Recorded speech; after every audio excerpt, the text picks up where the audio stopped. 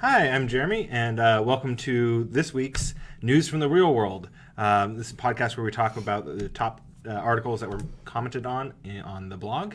So, like I said, I'm Jeremy. I am a technical direction major. I'm Chase. I'm a technical direction major as well. I'm Liz. I'm in playwriting. I don't know who I'm supposed to look at.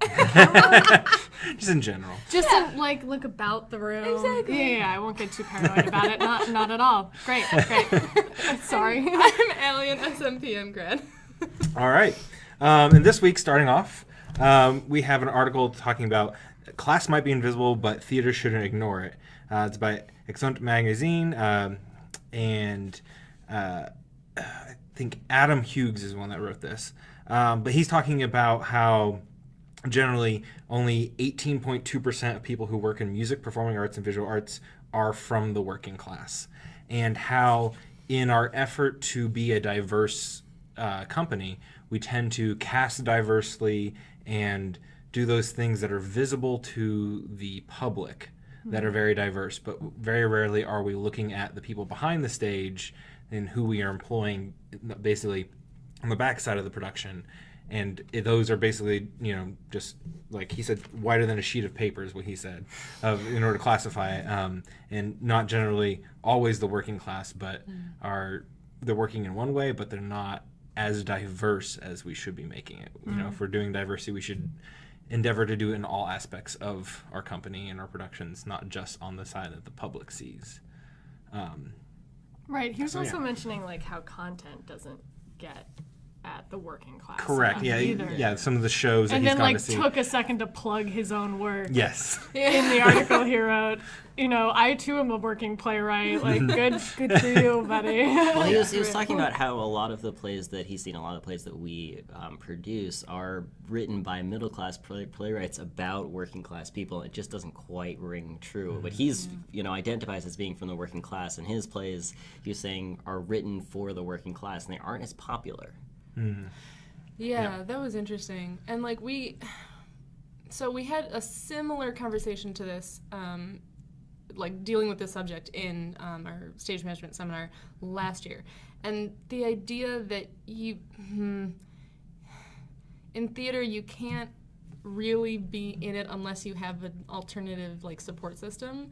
It's can you be truly working class and be in theater? It's an interesting Right, there are certain opportunities that are not afforded to you, like unpaid internships. Or, I took an internship after I left school that provided housing. That was the only other reason I could do it, because they paid $100 stipend a week. Yeah, big determining what I do for some reason, does it pay? Right. Does it pay well? Right. Because I have to be able to support. Yeah. Right. And you're screwed if you have student loans. Imagine if you didn't have help from. The only reason I could do that was because I had parents who paid for me to go to undergrad. Right. Although he does say, I don't remember what the quote is, but he says something theater is he says something very strong about how theater is for the middle class or by the middle. I forget what he says exactly, but I also had a problem with that because theater is very upper class. What are we considering middle class here? Noel Coward characters are not middle class. There's so much wealth that you see on stage and wealth that you see behind the scenes making the decisions.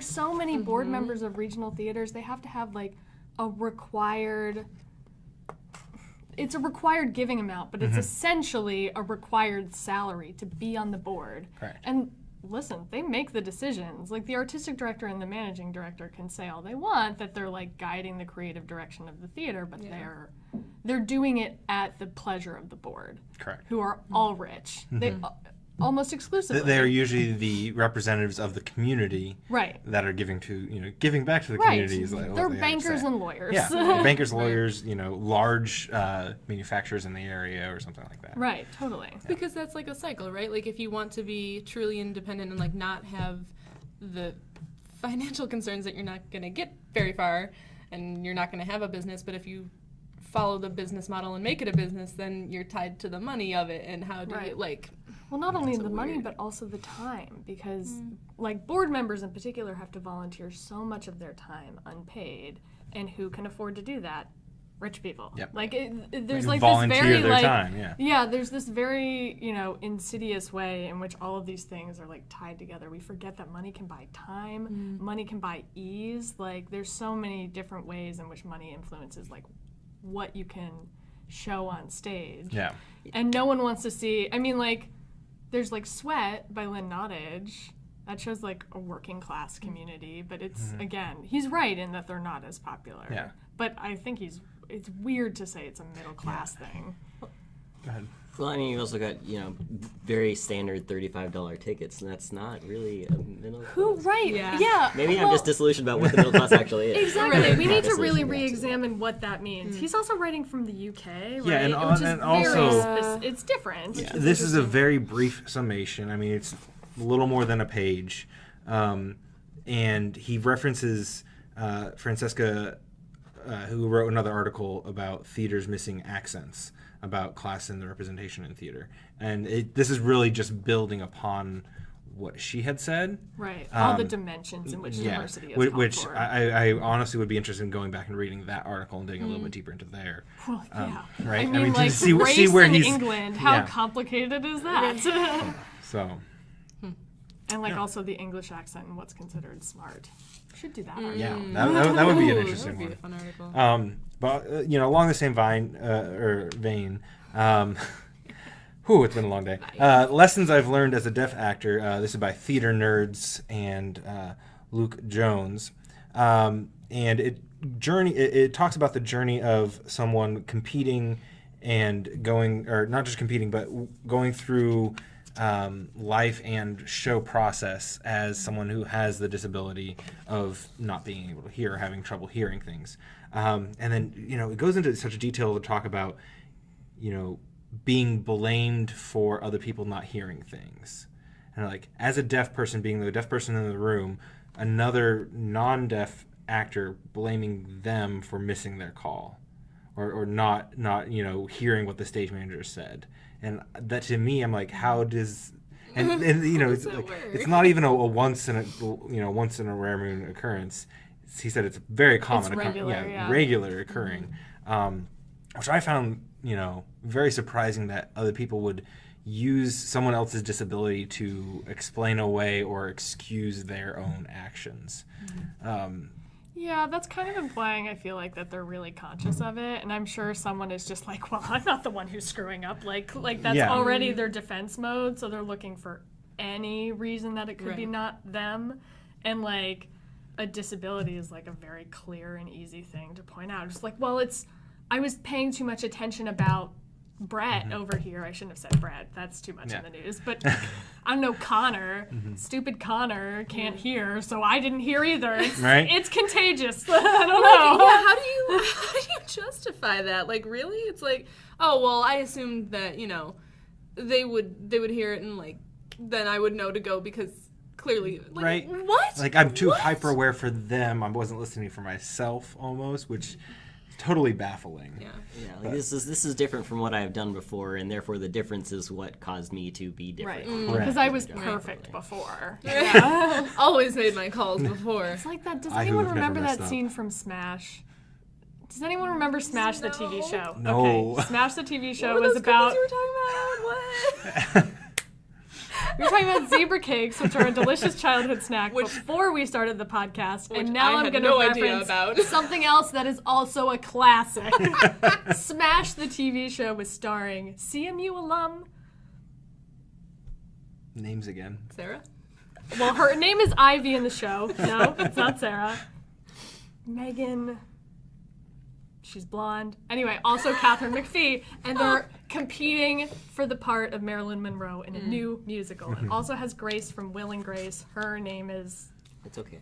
It's not going to come to me. It doesn't matter. Just accept it. Anyway, there's a scene. They're rivals. There's a scene where Catherine McPhee has been cast in the chorus. And then Ivy, who is a CMU alum, whose name is going to come to me an hour from now. Megan someone. Is like very jealous and like gets her kicked out of a scene. And there's another actor that's just standing next to her that also gets kicked out of the scene. And he gets mad at her and it's a whole drama thing. Because the whole Yeah. chorus is like, you are getting us kicked out of scenes. We hate you. Yeah. It's a good soap opera. Everyone should return to it. Only the first season, the second season sucked. And then it got canceled. Anyway. I thought it was, sorry, that was a tangent. You're good. Yeah. Super cookies. I thought it was interesting though that the two, like the common thread between those two, for me was stuff that's like invisible in theater that like I don't think about that much. Like Yeah. I don't. You don't think about it until it's called to attention. Right. I don't think That's a really great segue. directors. Yeah. So this is an article on TDF by Jonathan Mandel. Why are two casts performing at one show simultaneously? It's about a show by Craig Lucas called I Was Most Alive With You. It's at Playwrights Horizons. And what's happening is that there are some deaf actors or deaf characters in the play, and there are deaf actors, I think, as well. But they are performing, they're speaking on the stage, but there's also the whole time on a catwalk above the stage, there are ASL interpreters who perform simultaneously with the actors on the stage. And this article is, there's actually another one posted later in the week about the same show from a very, very different perspective, and I read that one first. And it was okay. it was written by someone who I don't think speaks ASL or signs. Was it a review or was it? It was a review. Oh, okay. Yeah. Interesting. Yeah, and it was the gist was that an interesting concept, but it's super distracting to have all this visual stuff happening at once. And from this, which is TDF is an organization that works for accessibility in theater and so on and so forth.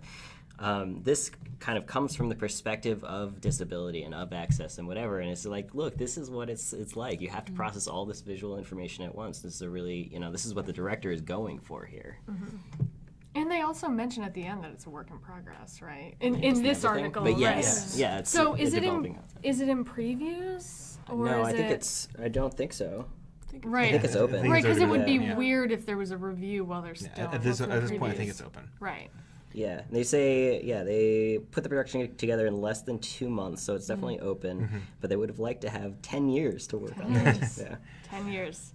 I feel like that's the siren song in Tech Week. You're like, I need 10 years to achieve this, and no less. I'm being expected No to one do can it in understand what I'm 72 doing. hours. My life is so hard. But that's interesting. Like, it's too many things to look at. It's too many things to process. Well, there are some people in life that is need how that. they get their information. Like, Yeah. I mean, through multiple means of Yeah, if communication. it's and, forcing you to learn and process through someone else's perspective, Exactly. that's pretty damn successful. right? yeah. It's like, you might be a person who hates subtitles on a movie, but if you have the ability to turn them off, you turn them off. But if there's someone there that needs that, you accept the fact that they're there. Right. During the summer, we always have on our matinee performance on Saturdays, we have a ASL interpreter on the side of the stage that signs the whole show. And we're not doing the easiest of shows to sign. Some of the songs are really fast and Positivity.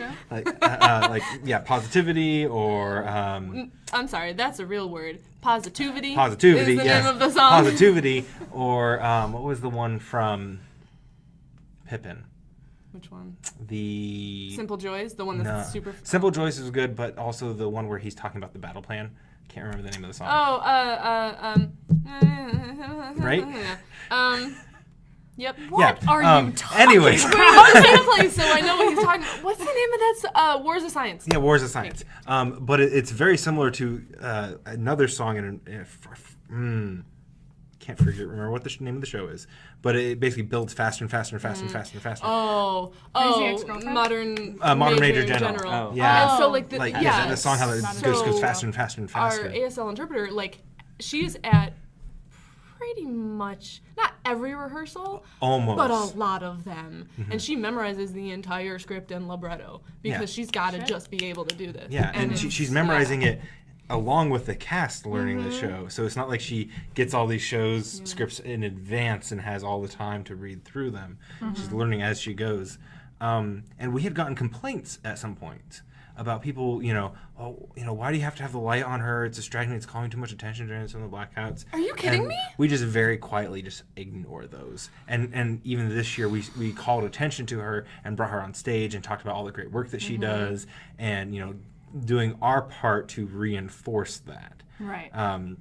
Which has been great because like she's a part of the show. Get part of the fucking show. used to Yeah, looking and at it's her. it's like in this where there's a whole another cast of people doing this above them. It's part of the show. Yeah, and It's they were not in the only rehearsal part of room the from show, the it's part of the very first play. day. Yeah, it's not like they're separated from it and then brought in at the last minute and they're just somebody up there that knows how to do it. They're acting as well. Right. And I Would thought you complain about the chorus line, like dancing behind all of the other actors in a musical? Like, that's part of it. Like, they're choreographed in. I do think they mentioned that, like, there are other theaters that have done this, but this is a unique way of doing it. Like, they mentioned how they're going to do it, like, via, like, phones and stuff. Like, they're going to have something up on your phone. There's so all you kinds can of new technology that's coming into play now that is a whole other subject. It's super interesting. Right. But, yeah, I'm glad that more theaters... whoever did Hunchback, that was happening this summer, they did where their lead, like the leading person who was Quasimodo, did ASL, and then the singer talk to him. The singer was behind him. The singer was the one who was like the background, so cool. which was awesome. Yeah. That's interesting. Yeah. Jumping to a different theater. So A different thing entirely. A different thing entirely. So Oregon Shakespeare Festival. So Wildfire Smoke costs famed Oregon Shakespeare Festival, written by Gillian Flackus on the Seattle Times site, talked about how this summer the Tony Award-winning festival had to cancel 26 performances for a total of over $2 million of losses because of smoke from the wildfires in California and up north as well. And it just blows my mind. So because it's an open-air venue, isn't it? Yes. So they have to consider that when you have... The air quality. You're exposing all your patrons to it. Right, not all of they have many venues, not all of them are open air, but all of them are impacted. Yeah. So as someone who has stage managed an outdoor Shakespeare festival, is I this was giving like, are you re-traumatized? Well, because we talked about this, I think, like the first week of this podcast, we had an article where we talked about contingency plans for what happens when, like, a tornado is going to come through, or a hurricane, like, what do you do for theater and for filming and for, like, what do you do? And so they moved into, like, local high schools. Now they have a plan for next year to... This is the Oregon Shakespeare Festival. To have an indoor venue where they perform. But I thought it was interesting that they said they're only going to sell the amount of tickets for the indoor venue, which I'm presuming is smaller. And then as it gets closer... and, like, they can be mostly sure that it's going to be okay There's outside. not a fire going outside right now, so... Right. They can sell outdoor, like, they'll sell the remainder of the seating, and they'll just move outdoors. Which is interesting, because, like, do you have two sets? That one just stays indoors and one goes... Wasn't it saying something about their load-in crews, about not wanting their load-in crews to work? Be I think they move sets around. Yeah. They have for most of their venues. From what I was reading, they have alternate venues in case just in case. Right. Which it seems like we've been doing outdoor theater for quite some time in this in our lovely world that we do theater, and you think we would learn the lesson now that the weather can't be predicted. It's unpredictable and outside. nature can't be determined. So you think at this point we would have... I'm just saying, you think we would have experienced enough of these scenarios to now be more conscious and aware in our planning of them. But it's interesting to see even now, today we're like, oh, okay, well... in case we have a fire, we have to plan for that. But it's not our fire, it's the smoke from the fire a few states away. Yeah, and something that they don't talk about here is that there have been more wildfires because of climate change. Yeah, Oh, no, they do. Thing. So, they talk about Yeah. Yeah. And Well, like, it's how also do you move forward with that? Yeah. because No more icebergs. No more there's outdoor no theater. and a big issue with What are we gonna wildfires tell being our out, or grandchildren? outbreaking so much more is they're not doing as many controlled burns as used to happen naturally. So we're being more preventative in preventing fires, essentially just building up a bigger and bigger tinderbox, so when it does start, it really goes to town. So When some kid flicks an unstamped out cigarette into the woods. right. Or it just a little bit of static. Yeah, that's true. Static You really don't even lightning, need. That's not anything, even Yeah. common. Yeah. And it's See, just like people Smokey the Bear have been can't lecture hospitalized, static. long-term Oh, yeah. illness from the specifically Oregon Shakespeare team, right? Yeah. Yeah. See, I'm coming from the opposite side where it's just, hey, there's too much rain. We're not gonna have a show. Like bugs, Which is like, spiders. I've had- It's too wet outside. I've had my stage flood because Yes. it's like a floating stage in a botanical garden area, and That sounds fun. flooded. It's I mean, built on a that dome to doesn't shed sound the great. water, but Yeah. which is really fun to account for when you're building the set. But it had flooded, so you could only see this much, and it's like a 20-foot slope off on either side. And I'm like, great, we're not loading in today. That sounds like an equity issue. Yeah. Yeah. Unions don't approve of that. Equity's not there for the stagehands as much on that Oh, one. right. But Yeah, no, Shakespeare in the Park is just Would you do it at again? Oh yeah. Yeah. It's at the bottom of a hill. I knew So you like would. when it starts to torrentially downpour and you have to get the speakers and you're at the top of the hill, you're like, I can't run down this hill because I'm going to slide and die. Right. But But you have to account for all those things when you're building it. yeah. Right. And building things. Building things. Building Wow, things. That nailing was. the I segues. don't know. That was a little bit on the nose. All right, so this is an article on the site Dizine.com by Dan Howarth about a time-lapse movie shows construction of Calvin Klein's Jaws-themed catwalk. It's a room that they completely did up to feel really scary. So there's projection on all of the walls. The whole floor is carpeted in this red carpeting, and they Blood red. yes, Yeah. blood red. Yeah. Did they put what did they put over that though in the video? Like saran wrap? Like what is that? It's like a shiny thing that's not on the runway, but on the seating area they put down like a shiny clear thing over the no. Okay. I think it was part of the process. Yeah. And it came up. And they So came up? they had to, Yeah, I think all those I think it's to benches were. protect it for the time when they were still loading things in and working on it. Yeah. Okay. And Yeah, I it's think not I like saw your that come- I don't grandmother's know. living room It was a that 30-second time lapse of sheets what was over probably them. like a 36-hour build process. Right. Fashion is nuts. The things that they do. Stupid. And also, I don't really understand the concept because it's like you read through this article and you get to the end of they're talking about the clothes and the overarching theme is love.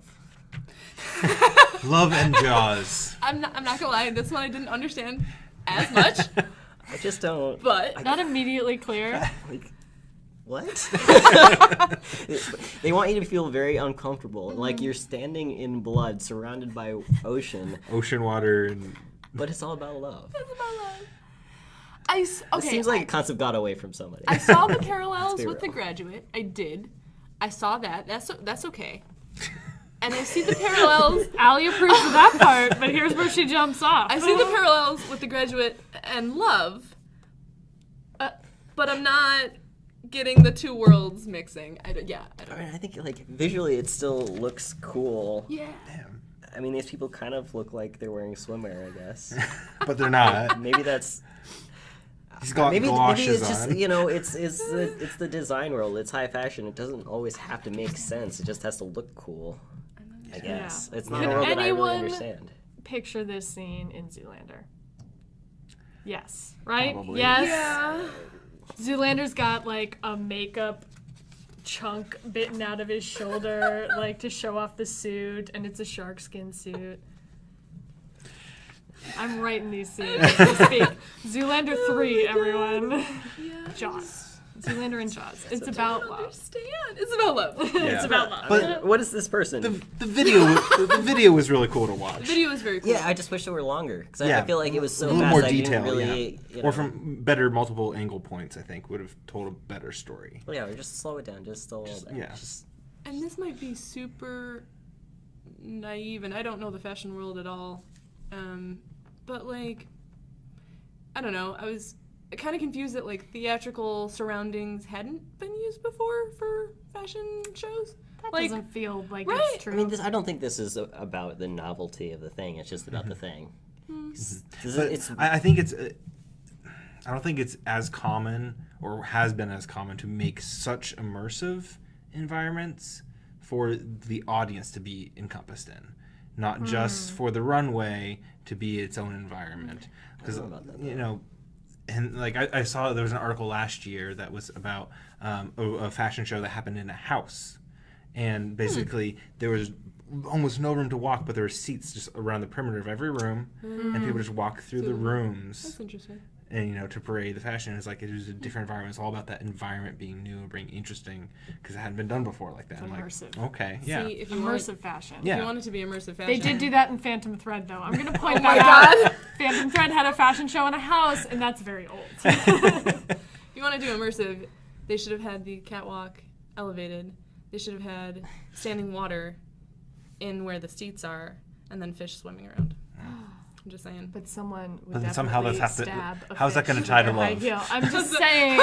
How's that going to tie to love? Don't you love being close to aquatic animals? Oh, you can get those little fish that eat the dead skin off your feet? Yeah. It's a pedicure and a fashion show.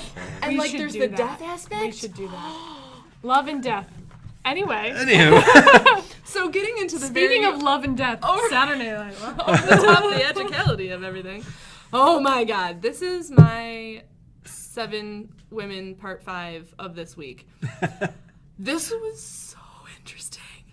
Okay, so this was a video on YouTube about what goes into the wardrobe aspect of Saturday Night Live. This was awesome. They interviewed 2 designers and 1 wardrobe supervisor, and they basically just broke down what their week looks like leading up to a show. And their dresser. They interviewed her as well. Yeah, who is the They just head have bitch in one charge dresser? for sure. No, she's like the the head. main Oh, okay. one. But she's the one that's like yanking John Mulaney off the Yep. stage. She's like, you here! She told about the quickest change she ever did, which was a 10-second change because they weren't breaking for a commercial. And it was Justin Timberlake, and he was introducing in and the he was ramen the host. thing, right? Yeah, he was in the ramen costume, and he was introducing it, and then she grabbed him off the stage, and it was a 10-second change, and then he had to be next door at the next stage in his full ramen, and like, she said that like a camera guy got in her way, or a lighting guy, or whatever. Yeah, she bumped the Ran him camera over. guy, and they had like the great footage of like the camera jostle. shaking. Yeah. But it was so cool because like, so Monday, Tuesday they do photo shoot with the host, which like I understand, but I feel like that could be a half a day. You know what I mean? Like it feels like you're wasting. You're trying to be efficient. And then Wednesday they do the read through and they do pictures. They brainstorm that night. The next day they build all of their things.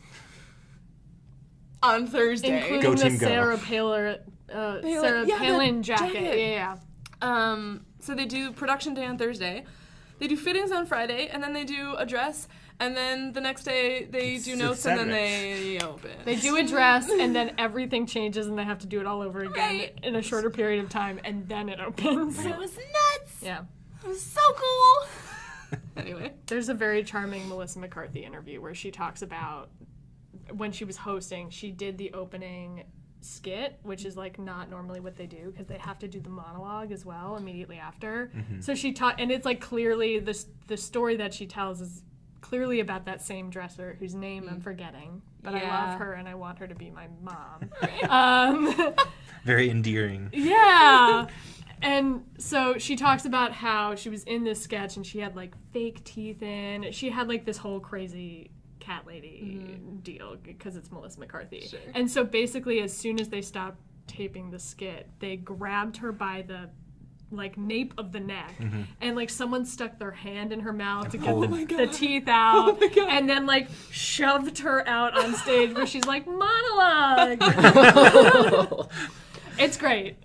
If I Yeah. can find the link, I'll send it. Yeah, Yes, I think it's in order very to charming. I love her. run those quick changes, you have to have such a tenacity of nothing's going to get in my way, or else. And you get real comfortable with other people's bodies. Yeah, I think have wrestlers to. are real heroes. Yeah. Yeah. Let's be honest. Right. And like just there's no room for how does this work? Oh, well, I don't know. Yeah, we'll figure it out. Like, no. Yeah. No. Give me a detailed Sell step them by into step. it. Well, no, because you're going to have to rip them out of it, like, in 10 seconds. But if you it's know? broken, which sometimes Well, it is. oh, yeah. If it's, then, like, the last thing, yeah, sure. Well, still, even if it isn't, and it's not going on properly, you quick stitch, throw them back on stage. Yeah.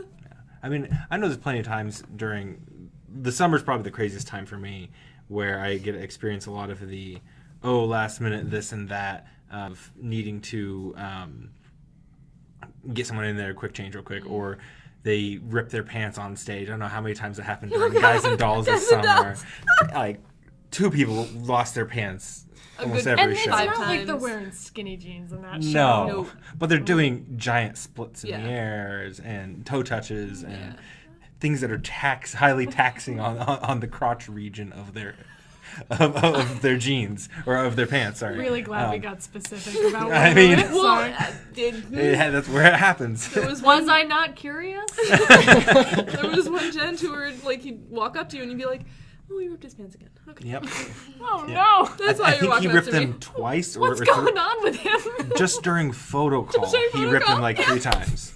It's also over the course And it was of a like run different of a show, pants too. or a tour or whatever. Pants. The dancers will get more muscular, and they will Right. burst out of their clothing. Yeah. Those daily quadriceps are until they no get rebuilt. joke. No, not at all.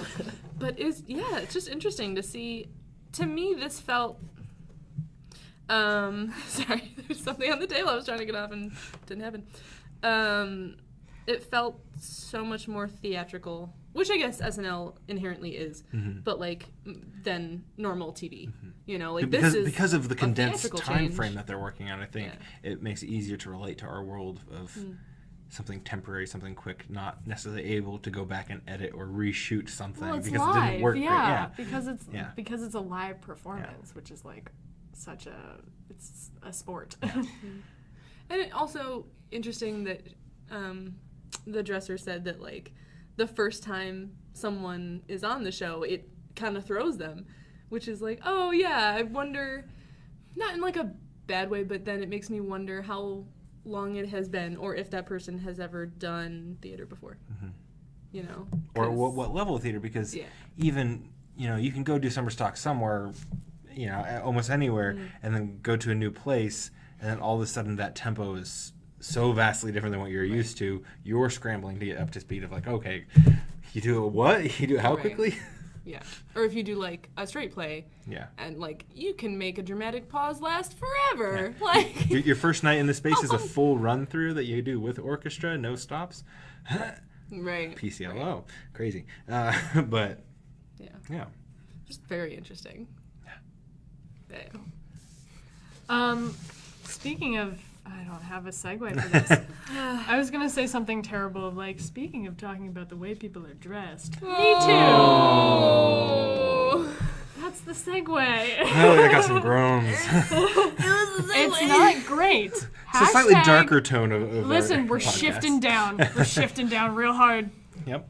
The headline of this article from Variety by Caroline Framke is hashtag MeToo survivors still suffer in the aftermath, a column, which I feel like is very important to note, given the article that we have coming up, which is an article.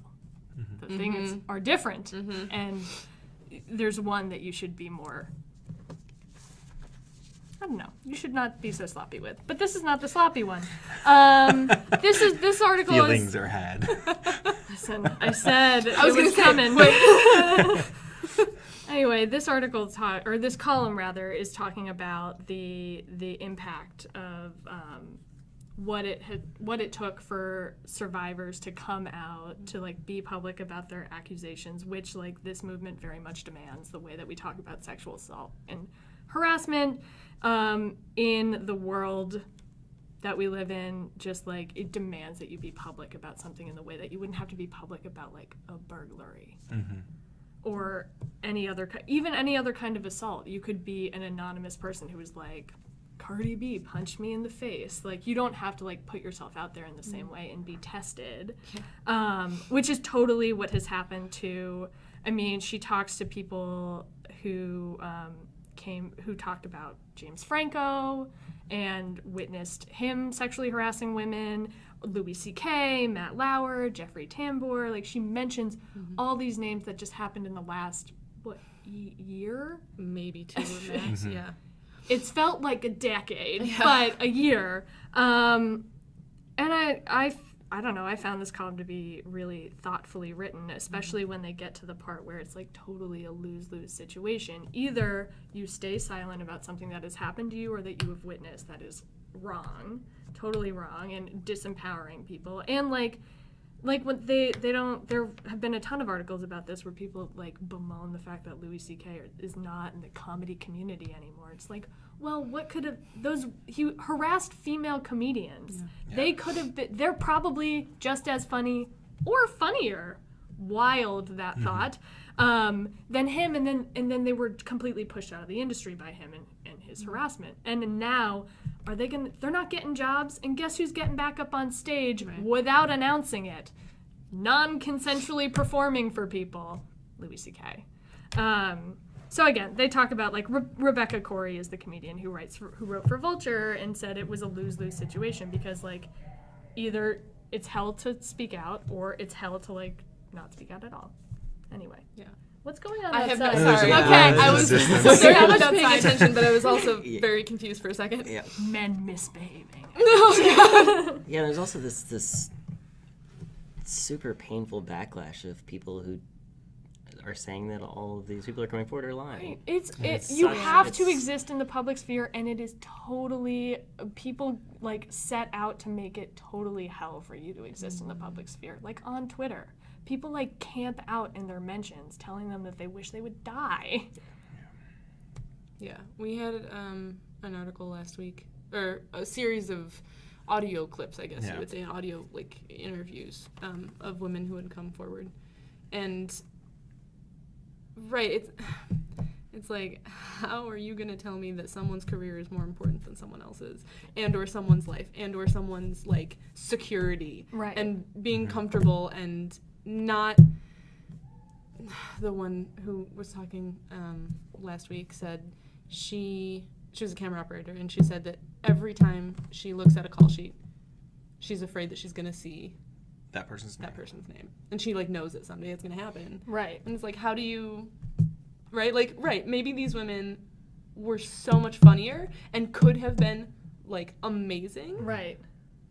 But now they're forever affected by it. And could be amazing, but now they're saddled with this as part of their public image.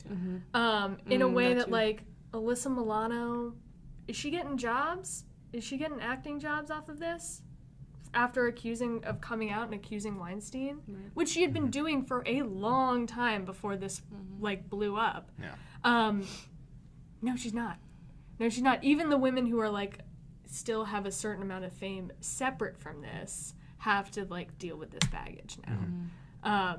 The only thing that I wish this column would mention, and I wish like pretty much every article that writes about, sorry, I just saw Michael Che. Speaking of defending Louis C.K., Michael Che. The only thing I wish this column would do, and I think every article, if they're writing about Me Too, should do, is mention Tarana Burke, who was the founder of the movement way back, like more than a decade ago, and has been doing this activist work with people who are not famous and who are not even in the who are not media figures at all. She's doing it with she's been doing it out of the Bronx. She came to Pittsburgh last year to talk, and she's incredible. And I just feel like she deserves way more credit than she gets. It's like really easy to talk about. I don't know. The column does a good job of like name checking people that are not Mia Sorvino or whoever, who don't have like that famous quality to them already. Anyway, sexual assault, it's bad. Very bad. And I won't be shaken on that. More of the same. But so this one is on Variety as well, and it's called "Why Me Too Hasn't Led to Any Criminal Charges in L.A." By Jean Mattis, and basically discusses how while in New York there's been pressure to bring charges against Weinstein and et cetera, there does not seem to be this pressure in LA, and multiple instances are cited where stuff has been brought to the LAPD and Who have a sterling reputation. and it have not led to anything. It's been, too long ago. It's past the statute of limitations, or like people. What was the other thing they said? The reason people won't agree to talk to the prosecutors again, like for a second time or whatever. They also mentioned the fact that it was complicated by the fact that people posted about it online. Oh, right. Oh. The media aspect. Yeah. Which is completely bullshit. And, like, one of the big problems I have with this article is, like, Gene Mattis, that's his name, this fucking guy. Like, he's not curious about that at all. Like, and it's not a column. He's not writing from his perspective. Like, ostensibly, he's reporting facts. And, like, there are very clear facts about what police will investigate, even if you post online about it. Like, that's real clear. They hide behind this excuse to not delve into sexual assault. Like, throw some crime statistics up there. They exist, of, like, how many things the police are pursuing and with what complications of evidence or whatever. In any other case, even like just plain old assault and battery, like someone can post like someone punched me in the face, here's a picture of my black eye online, and that will get pursued, as opposed to someone who goes to the LAPD and says, I was sexually assaulted by this movie producer. Please do something about it. That is totally right. I totally agree with that. I think it's the issue that they are hiding behind is that there are legal implications in court to what happens online. It can be manipulated in various ways to make whatever real facts they find seem strange. Yeah, I'm not saying that it doesn't make things more complicated. It brings ambiguity to some of the And I'm not even, like, criticizing the police here. Of course they would say that. Like, that's a very easy excuse to be like, well, they posted on Twitter about it. There's nothing we can do. That skews the evidence somehow. Like, of course they're going to say that that's their excuse. The person that I'm, like, the most... I mean, there's a lot of, like, slip-ups, I feel like, are in this article. Starting with the fact that he doesn't name all of the victims. I was actually thinking about that as He you were doesn't talking correctly about, identify all of the victims. An Italian model. An Italian model. very obscure. Who could that be? First of all, her name is Asia Argento. Second of all, she's also an actress, a working actress. Third of all, she's not the only accuser of Weinstein. She wasn't even the first accuser of Weinstein. Yeah. I'm like 96% sure about that. She might have been the first, like, one that went to the LAPD. But I don't think that's true. And fourth, and finally, she has also been accused of sexual assault of a minor. Don't lead with her unless you're going to go into that. Don't skate around it. Don't try to avoid it. If you're going to confront this issue, it's an issue that needs to be confronted head on. And it's clear that he is aware that that's an issue because he doesn't use her name. And there's a journalistic practice that I think, like, not everyone necessarily understands, where if a headline says, like, a 17-year-old wins a science award or whatever, they say something descriptive about the person, because you don't, unless they're famous and they have name recognition, you don't put their name in the headline. Yep. Fine. This is also not a headline. This is this is like the start sentence. of this is the start of the article. First of all, and second of all, Asia Argento does have name recognition. And third of all, if you're going to do that, be fucking consistent, because he's not in the rest of the article. Not very consistent. Yeah. No. It's like clear that he doesn't use her name because now that's got some taint to it. And, like, if you're gonna do that, then talk about it. There's a lot of areas in which he's, like, very incurious, and doesn't use facts to, like, accurately report all of the ways in which this issue is, like, nuanced and complicated. Yeah. Yeah. Very complicated. Yeah. Yeah, And he talks to... Anyway, sorry. I'm talking too much. And you're referring to her I'm exclusively angry. as an Italian model personifies her a lot, and that's Yeah. a huge problem throughout all of this reporting. Right. Women are I mean, people. Right, honestly, in right, my they're not opinion, it doesn't just matter what they- what she has done in her career, or what she currently is doing. It's she's a person, and that person has a name. So Right. make us connect with the person as a person, not necessarily as, oh, well, they do this, so that's that world kind of thing, He which gives is what it more feels like. personhood to the rapists in this article. Yeah. Gossip Girl actor Ed Westwick is a rapist. Mm-hmm. So is Aja Argento. She's been accused of sexual assault. But anyway, that's hypocritical bullshit. There's something else in here that made me mad. shouldn't be laughing. Christina Cohen, this is in the same Ed Westwick chunk, where she was like, I was disappointed. It seemed like we had enough evidence to take us to the court. He doesn't explore that at all in this article, where you can say very real facts. Normally in a case, it takes this much evidence to go to court. The police have said that because she posted on Facebook, we needed more evidence or whatever. Here are the actual facts about how you take a case to court and how that is not true. It's just not true. Cohen is right. They had enough evidence. Back up your witnesses here. Don't try to back up the police. Yeah. He gives way more credit to the police in this, and I think that's bullshit. Yeah. No, Yeah, no. It's a lot. It's a lot. Sorry. You're good. Yeah. And Oh, I had you another one. have... Sorry. You're good. You're good. Speaking of women, Diversity. Hopefully, a more positive note. See, Yeah. see, I put the really we're ending serious on topics in the middle. Going Yeah, up, going up, going on shifting left. back up. From the American Theater magazine.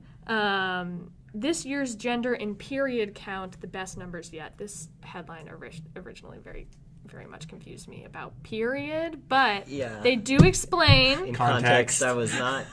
Listen, I also looked up this statistic because I knew it was really high. 59% of people don't read past headlines. So be very careful about your headlines, everyone.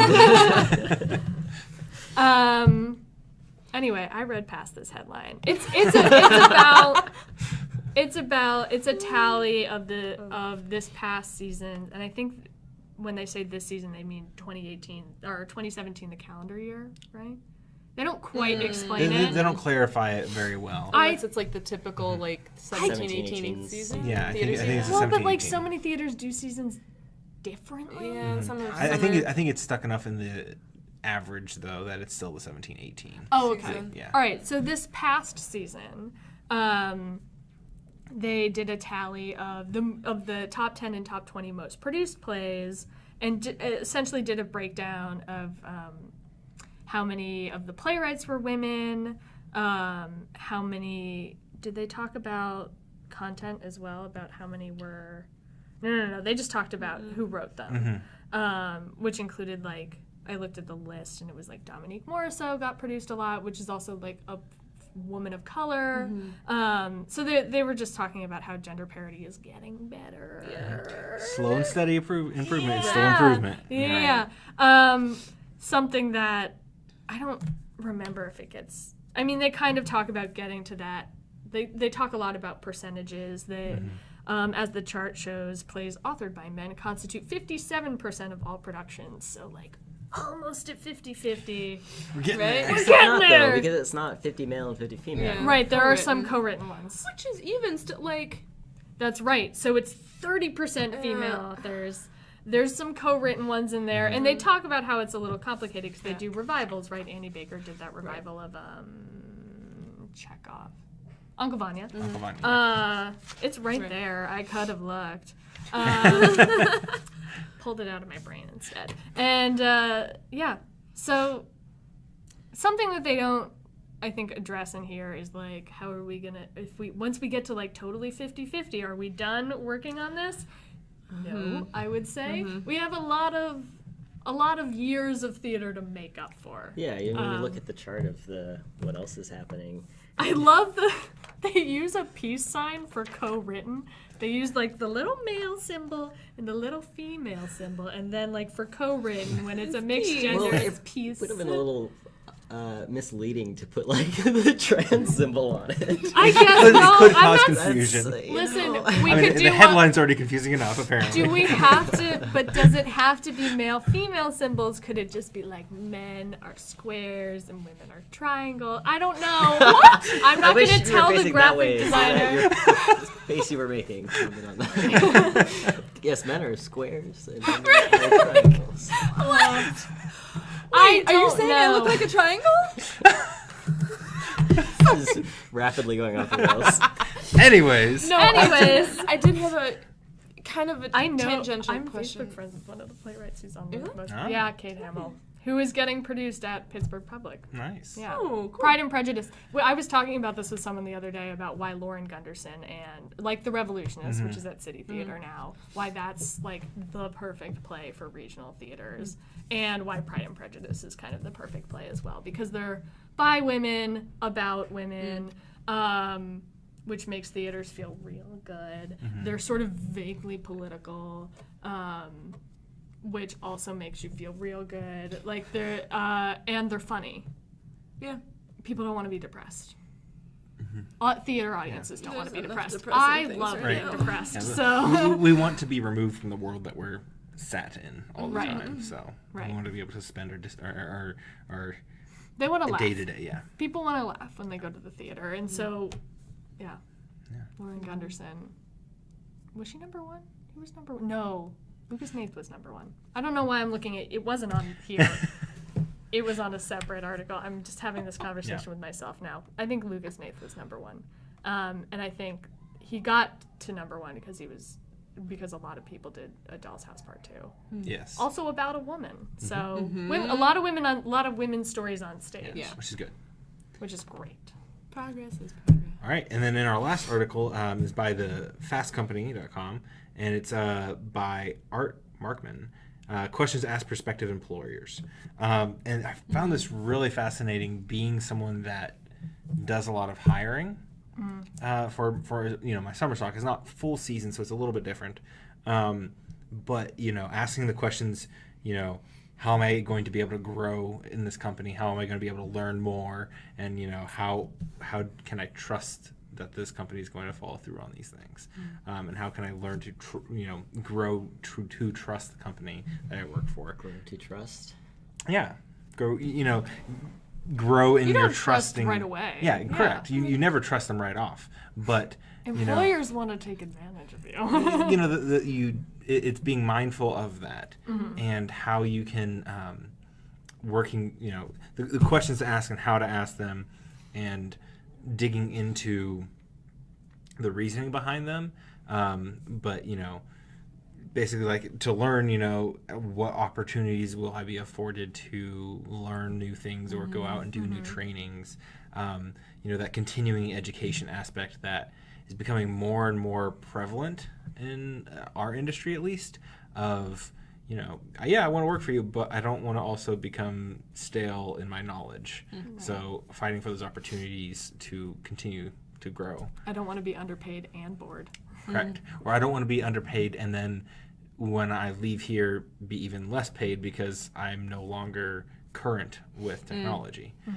One thing I fought for when I left my job got my job right after undergrad was that they were to pay for 2 conferences a year to fully pay for me to go out and learn at those conferences. Nice. And that way, they could sell it as continuing education to their bosses, but that was for me to continue my networking at those conferences and also to continue to learn at those conferences.